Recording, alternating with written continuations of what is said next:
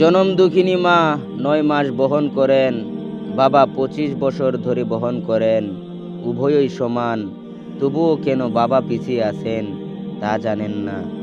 মা বিনা বেতনে সংসার চালায়, বাবা তার সমস্ত বেতন সংসারের জন্য ব্যয় করেন। উভয়ের প্রচেষ্টাই সমান, তবুও কেন বাবা পিছিয়ে আছেন তা জানেন না। মা আপনার যা ইচ্ছা তাই রান্না করেন, বাবা আপনি যা চান তা কিনে দেন। তাদের উভয়ের ভালোবাসা সমান, তবে মায়ের ভালোবাসা উচ্চতর হিসেবে দেখানো হয়েছে।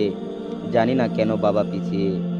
ফোনে কথা বললে প্রথমে মায়ের সাথে কথা বলতে চান, কষ্ট পেলে মা বলে কাঁদেন।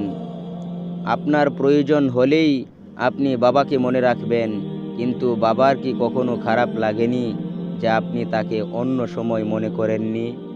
ছেলে মেয়েদের কাছ থেকে ভালোবাসা পাওয়ার ক্ষেত্রে প্রজন্মের জন্য বাবা কেন পিছিয়ে আছে জানি না। আলমারি ভরে যাবে রঙিন শাড়ি আর বাচ্চাদের অনেক জামা কাপড় দিয়ে, কিন্তু বাবার জামা খুব কম।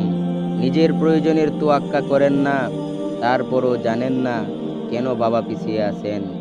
মায়ের অনেক সোনার অলংকার আছে, কিন্তু বাবার একটাই আংটি আছে, যেটা তার বিয়ের সময় দেওয়া হয়েছিল।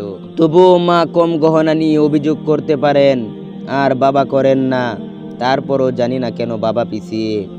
বাবা সারা জীবন কঠোর পরিশ্রম করেন পরিবারের যত্ন নেওয়ার জন্য, কিন্তু যখন স্বীকৃতি পাওয়ার কথা আসে কেন বাবা পিছিয়ে থাকবেন?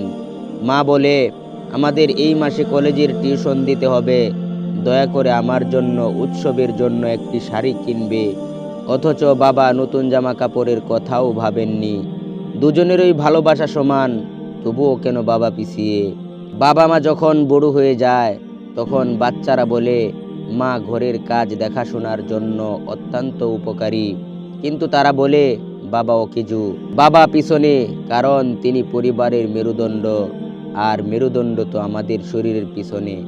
অথচ তার কারণেই আমরা নিজেদের মতো করে দাঁড়াতে পারছি। সম্ভবত এই কারণেই তিনি পিছিয়ে আছেন।